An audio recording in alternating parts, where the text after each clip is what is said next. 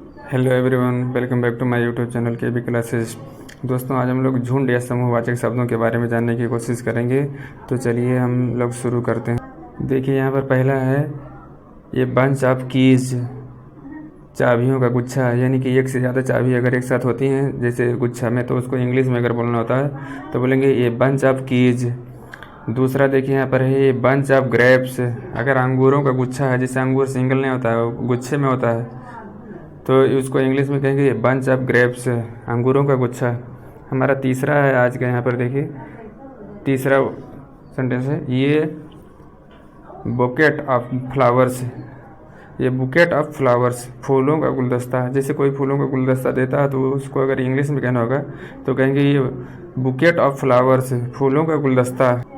हमारा चौथा आज का है, यहाँ पर देखिए चौथा शब्द है ये बंडल ऑफ स्टिक्स, लकड़ियों का गट्ठर। अगर ज़्यादा लकड़ियों का गट्ठर है तो उसको अगर इंग्लिश में कहना होगा तो कहेंगे ये बंडल ऑफ स्टिक्स। हमारा आज का पांचवा झुंडवाचक शब्द है ये क्राउड ऑफ पीपुल, लोगों की भीड़। अगर लोगों की भीड़ कहीं पे है तो उसको अगर इंग्लिश में कहना होगा तो कहेंगे ये क्राउड ऑफ पीपुल।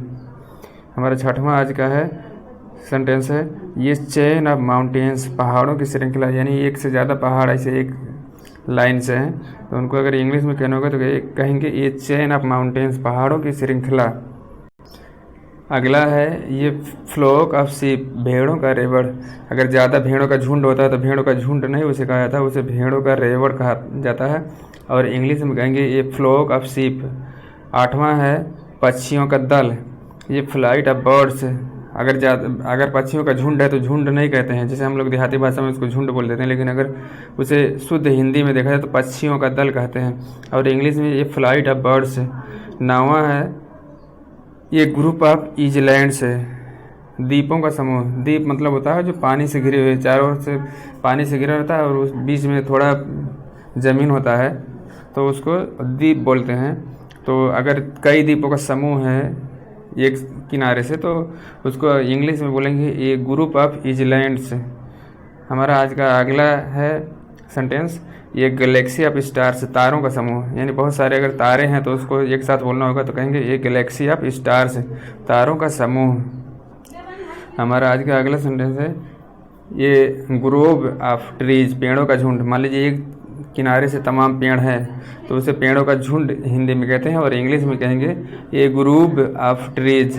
हमारा अगला सेंटेंस है ये गैंग ऑफ लेबरर्स, मजदूरों की टोली। मान लीजिए ज़्यादा मजदूर, एक से ज़्यादा मजदूर हैं, कई हैं, 15, 20, 10 जो भी है, तो उसे अगर इंग्लिश में कहना होगा तो कहेंगे ये गैंग ऑफ लेबरर्स, मजदूरों की टोली। मजदूरों का झुंड नहीं कहते हैं, मजदूरों की टोली कहेंगे हिंदी में, और इंग्लिश में एक गैंग ऑफ लेबरर्स। और हमारा आज का 13वां सेंटेंस है ये हर्ड ऑफ डियर, भेड़ों का झुंड। भेड़ों का झुंड हिंदी में कहेंगे, इंग्लिश में कहेंगे ये हर्ड ऑफ डियर। 14वां है ये हर्ड ऑफ स्वाइन, सुअरों का झुंड। अगर ज़्यादा सुअर तो झुंड में ही चलते हैं हमेशा, तो अगर झुंड में है तो उन्हें कहेंगे, अगर हिंदी में कहना है तो कहेंगे सुअरों का झुंड, और इंग्लिश में कहेंगे ये हर्ड ऑफ स्वाइन। 15वां है ये हाइव ऑफ बीज, मधुमक्खियों का समूह। ज़्यादा मधुमक्खी हैं तो उसे मधुमक्खियों का समूह हिंदी में कहते हैं, और इंग्लिश में कहेंगे ये हाइव ऑफ बीज। 16वां है ये हर्ड ऑफ कैटल, जानवरों का झुंड। जानवरों का झुंड अगर है तो उसे इंग्लिश में कहेंगे ये हर्ड ऑफ कैटल। 17वां है ये हीप ऑफ रबिश, कूड़े का ढेर। मान लीजिए कहीं कूड़ा कचरा इकट्ठा रखा हुआ है, कूड़ा रखा हुआ है, कचरा तो मतलब कूड़ा कचरा जो भी है ज़्यादा है, कूड़े का ढेर लगा है, तो उसे इंग्लिश में कहेंगे ये हीप ऑफ रबिश। 18वां है ये हीप ऑफ स्टोन्स, अगर मान लीजिए पत्थर ज़्यादा एक इकट्ठा पड़ा है तो उसे कहेंगे ये हीप ऑफ स्टोन्स। बजरी का ढेर या पत्थरों का ढेर, या इस तरह से कहेंगे। 18वां देखिए है ये heap of stones or sand, बजरी या रेत का ढेर। हमारा 19वां सेंटेंस है ये पैक ऑफ हाउंड्स, ये पैक ऑफ हाउंड्स, शिकारी कुत्तों का झुंड। मान लीजिए शिकारी कुत्तों का झुंड है तो उसे इंग्लिश में कहेंगे ये पैक ऑफ हाउंड्स। 20वां है ये पेयर ऑफ शूज, जूतों का जोड़ा है। जूतों का जोड़ा, जैसे जूता एक तो होता नहीं है, हमेशा जब भी पहनेंगे तो 2 जोड़े में पहनते हैं, तो उसे अगर हिंदी में कहना है तो जूतों का जोड़ा कहेंगे। इंग्लिश में कहना है ये पेयर ऑफ शूज, जूतों का जोड़ा। 21वां है ये रेजिमेंट ऑफ सोल्जर्स, सैनिकों की टुकड़ी। हिंदी में कहना है तो सैनिकों की टुकड़ी, इंग्लिश में कहेंगे ए रेजिमेंट ऑफ सोल्जर्स। 22वां है ये रेंज ऑफ क्लिफ्स, चोटियों की श्रृंखला। चोटी यानी पहाड़ की चोटी जो होती है ना, उसकी अगर श्रृंखला है तो उसे इंग्लिश में कहेंगे ए रेंज ऑफ क्लिफ्स, चोटियों की श्रृंखला। हमारा आज का 23वां सेंटेंस देखिए, ये स्वार्म ऑफ फ्लाइज, मक्खियों का झुंड। अगर मक्खी है, मक्खियों का झुंड है, जैसे घर में रहने वाली मक्खी होगी और किस तरह की मक्खी होगी, तो उसके बारे में अगर बताना है तो कहेंगे ये स्वार्म ऑफ फ्लाइज, मक्खियों का झुंड।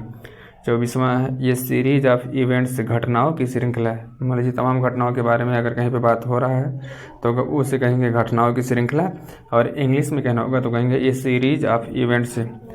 25वां और लास्ट है आज का, ये ट्रूप ऑफ हॉर्सेस, घोड़ों की टुकड़ी। घोड़ों की श्रृंखला नहीं कहेंगे ना, घोड़ों का झुंड कहेंगे, घोड़ों की टुकड़ी कहेंगे। अगर ज़्यादा घोड़े एक साथ हैं तो उनको कहेंगे घोड़ों की टुकड़ी हिंदी में, और इंग्लिश में ये ट्रूप ऑफ हॉर्सेस। इसी तरह के वीडियो देखने के लिए हमारे चैनल को लाइक और सब्सक्राइब जरूर करें। धन्यवाद।